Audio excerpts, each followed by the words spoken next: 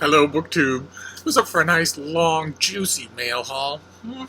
No demanding guests, no pressing priorities, just you, me, and a bunch of packages. Let's see what's in here. See if there's anything squeal-worthy. Let's listen to the first one. Oh, great. Okay. This is an interesting-looking thing that I requested. This comes out in, at the beginning of the new year. This is a January 2019 book. This is the Martin Chronicles by John Fried. It's his debut novel, a powerful and heartfelt story that follows one boy as he grows up in 1980s Manhattan, bringing the magic of first experiences and the brutal truth of hard lessons to life on the page. In 6th grade, 11-year-old Martin Kelso's world starts to change. Girls get under his skin in ways he never noticed before. Even his cousin Evie, who taught him the right way to eat pizza and how to catch tadpoles, has grown wild, unpredictable, and mysterious. Mugger was once just a game played by Marty and his friends as they tried to make sense of the bustling metropolis around them, but now real muggers are targeting their classmates on the way to school, bringing a sense of real danger to their otherwise idyllic days. Marty used to feel secure in his own skin, but as he grows up, life changes too quickly around him, it becomes increasingly difficult for him to choose right over wrong, or even tell the difference between the two. And it just strikes me, I got a very good vibe off it. I'm not going to sell my fiction vibes as anything more than what they are. I am not the world's best judge of fiction.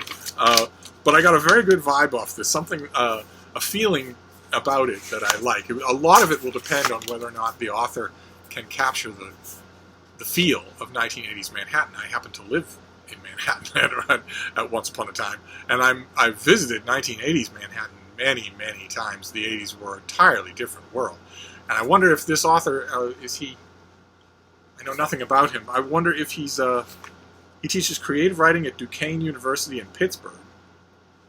He received his MFA from Warren Wilson College Program for Writers. He's been in a lot of really good journals. We'll see if he gets the little details right. I won't hold it against him if he doesn't.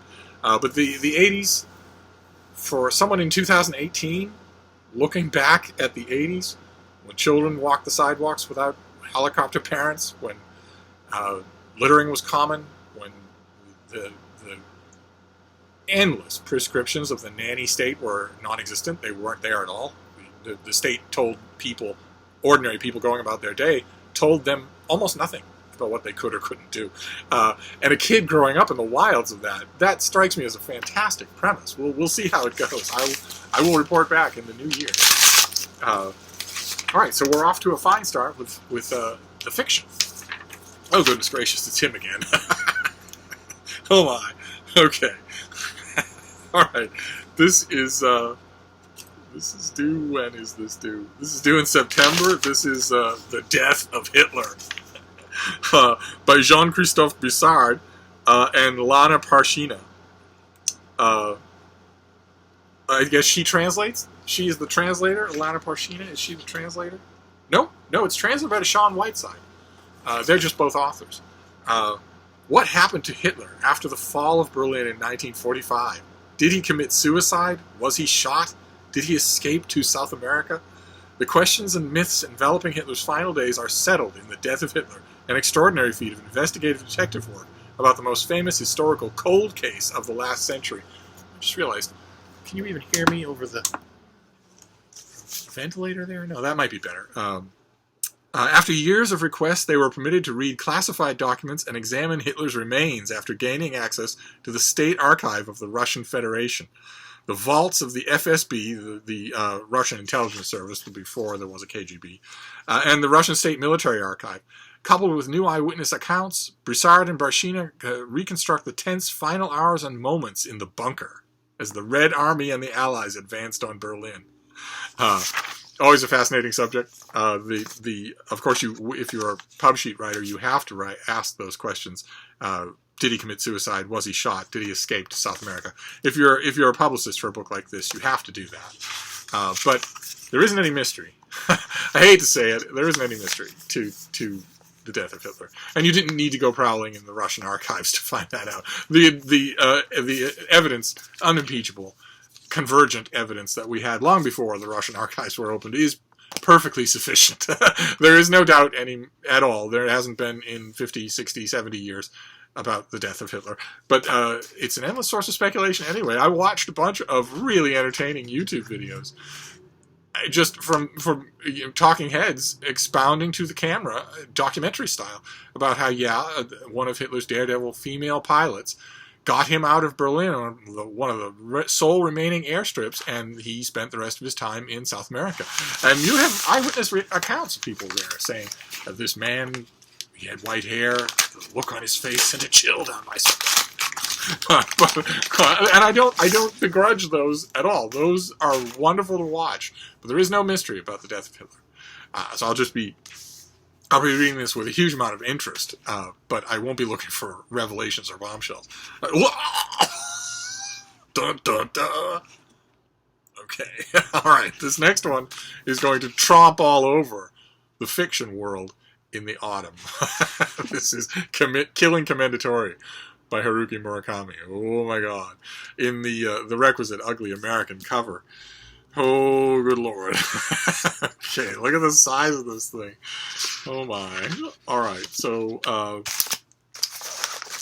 this behemoth did not come with a pub sheet. I guess it doesn't need it, right? It's the new Murakami. This is going to get reviewed absolutely everywhere. Everywhere. Okay, well, I don't have a pub sheet, so we'll do this SFF 180 style here.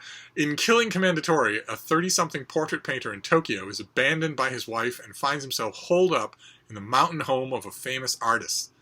Tomohiko Amada is the artist's name.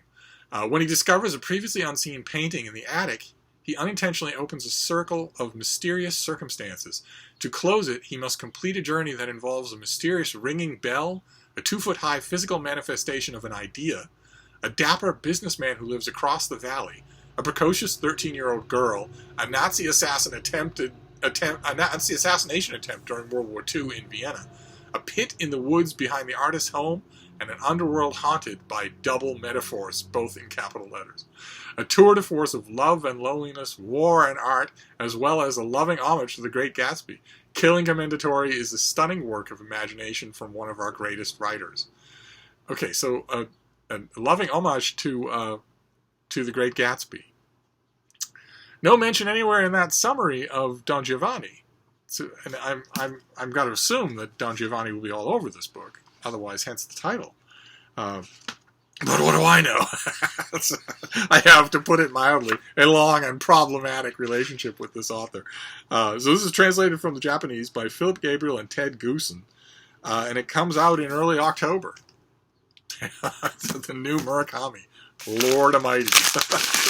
I will probably review it for Open Letters Review. I don't think I will review it for any other venue. I really don't. This author is one of the figures in the literary landscape where if an editor came to me and said, "Do you want to review the new Murakami, for our gigantic audience and for money?" I might actually suggest a few other people before I take that job myself, which almost never happens.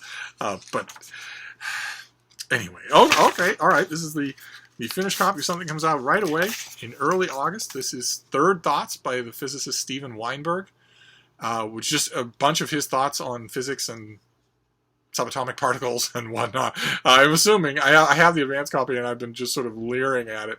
I'm assuming that a large chunk of this will go right over my head. I mean, Weinberg is one of the deepest intellects on the planet. What have we got here? Did we already read about this? For more than 4 decades, one of the most captivating and celebrated science communicators of our time has challenged the public to think carefully about the foundations of nature and the inseparable entanglements of science and society. In this new book, Steven Weinberg casts a wide net from the cosmological to the personal, from astronomy, quantum mechanics, and the history of science, to the limitations of current knowledge, the art of discovery, and the rewards of getting things wrong. So I'm assuming that a lot of these things will have appeared in, for instance, the New York Review of Books or whatnot. I can't stand the current habit. Ordinarily, in the past, someone to come out with a book like this, and the pieces had appeared all over, and you would turn to the copyright information page where you get the date and whatnot, and you would get a list of the original publication locations of anything that had been published previously.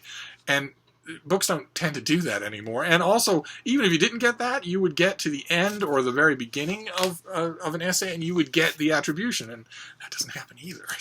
So I'll be having deja vu all through this thing. But now that I've got the finished copy, I really can't ignore it anymore. I'm always worried when an egghead author is going to talk over my head. But let's see what we have here next. Two things wrapped in a rubber band that snapped like string. I have not touched a rubber band in the last, I don't know, week and a half that hasn't snapped like string. Maybe I'm from the planet Krypton. Let's see here. Let's see what this next one is. Oh my. Okay, all right.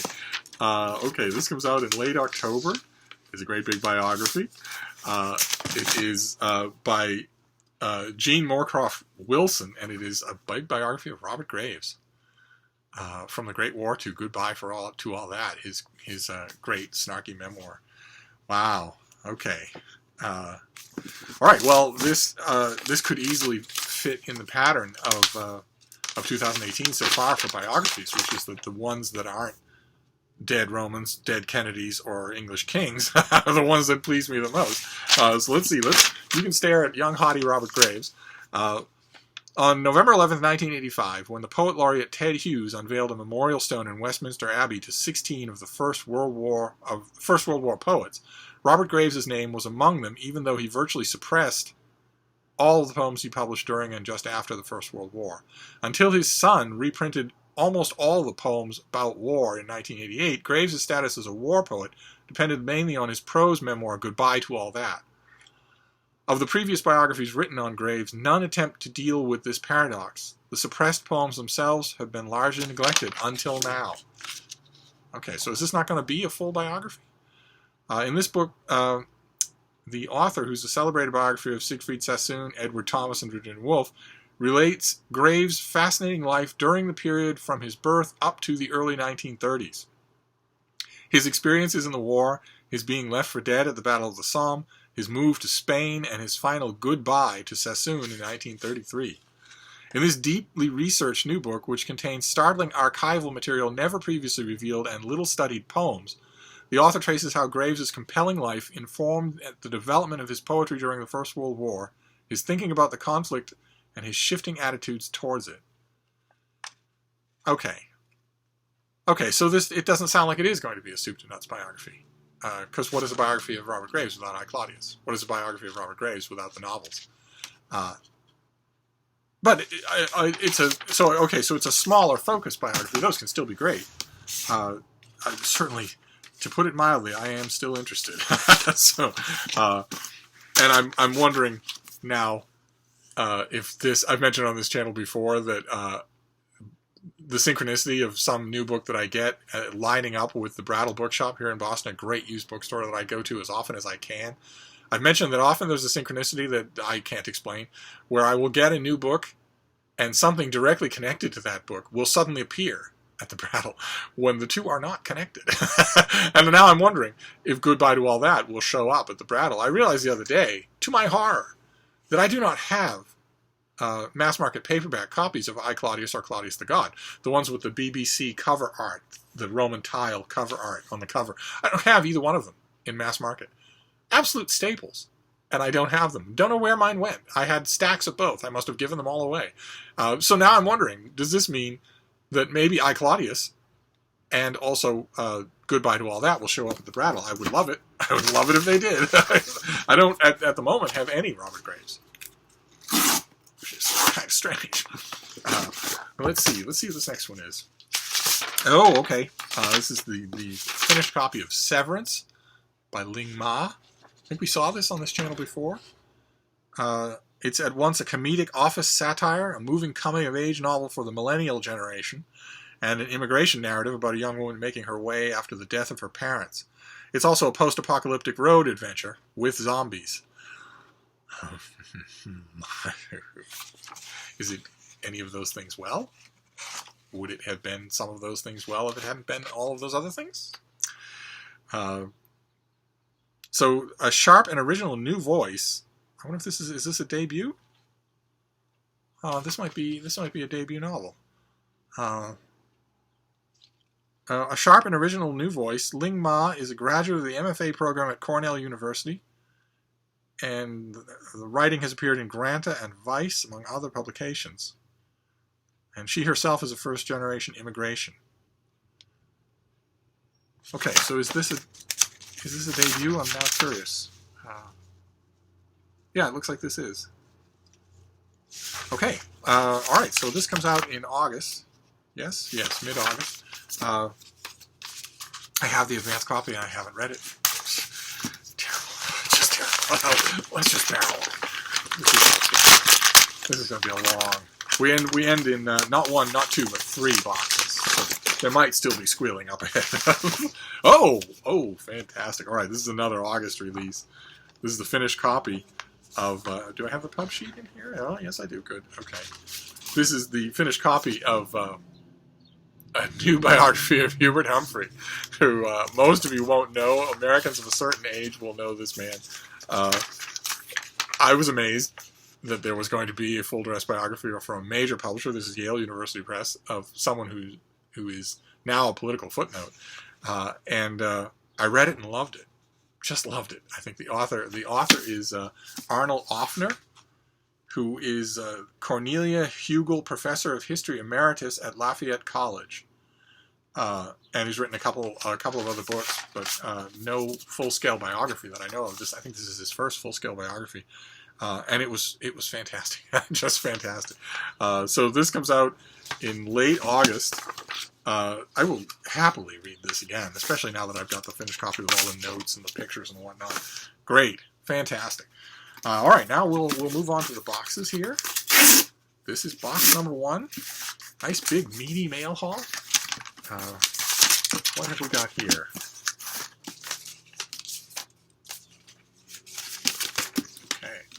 This is from Oxford. Comes out in early August. And I don't know it from a hole in the wall. I did not request it. I don't even know what it is. This is A Palace of Pearls. The Stories of Rabbi Nachman of Bratslav. Retold by Howard Schwartz. With a foreword by Rabbi Rami Shapiro. And it's illustrated. I don't know who any of those people are. Okay. All right. Well, let's find out who they are. Rabbi Nachman of Bratslav, who lived from 1772 to 1810, probably died fairly young, is widely considered to be one of the foremost visionary storytellers of the Hasidic movement. Now 3-time National Jewish Book Award winner Howard Schwartz has compiled the most complete collection of Nachman's stories yet. Well, now his name is kind of ringing a bell. Not Schwartz, don't know him from a hole in the wall, but the rabbi's name is starting to ring a bell. I think he was a character. I read an enormous 1,500-page book on the history of Hasidism, and I think his name pops up a few times in that book. Now that I'm thinking about it. But anyway, let's see what we have here. The great grandson of Baal Shem Tov, founder of the Hasidic movement. Yes, okay. Okay, his name did come up in that book. And, oddly enough, that 1,500-page history of the Hasidic movement, I actually enjoyed from start to finish. And that's not just because I have been blessed with wonderful lifelong relationships with the chosen people. I also thought it was well done. I thought it was just well done as narrative history, which surprised me for such a thing. I thought sure that it would bore the pants off me, but it did not. Metaphorical pants, of course. I wasn't reading with any pants on. I'm a barbarian, after all. But anyway, Rabbi Nachman came to be regarded as a great figure and a leader in his own right, guiding his followers on a spiritual path inspired by the Kabbalah. In the last 4 years of his life, he turned to storytelling, crafting highly imaginative, allegorical tales filled with archetypal figures such as princesses, kings, peasants, and beggars. In addition to the well-known 13 tales, including The Lost Princess and The 7 Beggars, Schwartz has also included virtually all of Nachman's stories, dreams, and visions, many of them previously unknown or believed lost. Wow. Wow, okay, so what? Now I'm curious to know what the illustrations look like. I'm assuming that the cover illustration is one of them. Yes. Okay. So this vaguely futurist type thing here. Wow. Okay. So a Palace of Pearls. This is going to be one of those books that is just a non-stop learning experience for me, which I love. I know nothing about this man's storytellings, nor do I know anything about what is probably a long and rich Hasidic tradition of storytelling and allegories and whatnot. I'm going to learn about all of that in this thing. That's wonderful. Fantastic. All right, so box number 1 was a success. Let's move on to box number 2. Oh, no. Oh, no. All right. Somebody got their wires crossed at Oxford. That happens from time to time. That's nobody's fault. This is another copy of A Palace of Pearls by Rabbi Nachman. So now I'm wondering if Rachel Morrow wants a copy of this. If you're watching, Rachel, and you don't have a copy of this, I'd be happy to send it to you. Because as fascinated as I am, I don't need two. And then the last box, and then we'll be done with this nice sizable mail haul here. What have we got for this first one? What is this last book? Okay, it's a great big thick thing. It's very nice. It's The Collected Stories of Diane Williams with an introduction by Ben Marcus. What have we got here? This comes out in hardcover in early October. There is perhaps no elevator pitch for a 784-page collection of over 300 short stories by one of fiction's most unsettling visionaries. The only elevator pitch I can think of is that despite this volume's impressive size, I can assure you that you will inhale these sinister little gems and be the better for it, or at least altered. Formally speaking, they are simple stories. There's a Dick and Jane quality to the prose, Ben Marcus writes in his introduction to this volume. If Dick and Jane had been forcibly drowned and brought back to life, maybe starved for a while, induced into madness but warned at pain of death to conceal it. Diane Williams is, in short, a master. Like all great writers, she captures the human condition, but with Williams' stories, the human condition seems even more specifically her project. Her craft is obsessive. Her Spartan economy of language belies a Baroque indulgence in emotion and sentiment. Some of these stories are no more than a sentence or two. Got to be kidding me. Cannot tell a story in a sentence or two. And they are no less complex than the longer ones that stretch for a page or two. The longer ones stretch for a page or two. Okay. She is an artist who has profoundly captured the irrational and absurd thing we call humanity. Sounds like she certainly captured laziness. That's okay. All right, and of course she has a blurb from Lydia Davis, the trailblazer of literary laziness. So am I really going to see one-page short stories here? That surely can't be. Okay, these are one page. I mean, these things are one page in length. No wonder there are 300 of them. Okay, all right. So this is what, a club? Is this a prohibition alcohol gin joint? I need to know the code word at the door. Walt sent me, or I can't get in. How on earth? Okay, well, I don't know this author. The longer stories in here are a page or two. So that, of course, is not going to appeal immediately to me, but I'm totally up for being convinced otherwise. Sure is a pretty thing. So this is due in October from Soho Press. This is the Collected Stories. I think stories should have an asterisk, or be in air quotes, but The Collected Stories of Diane Williams. All right, so there you go. That is our mail haul. Let's do, if we can, a Steve Pyramid. So we have Palace of Pearls twice. Then we have a big biography of Hubert Humphrey.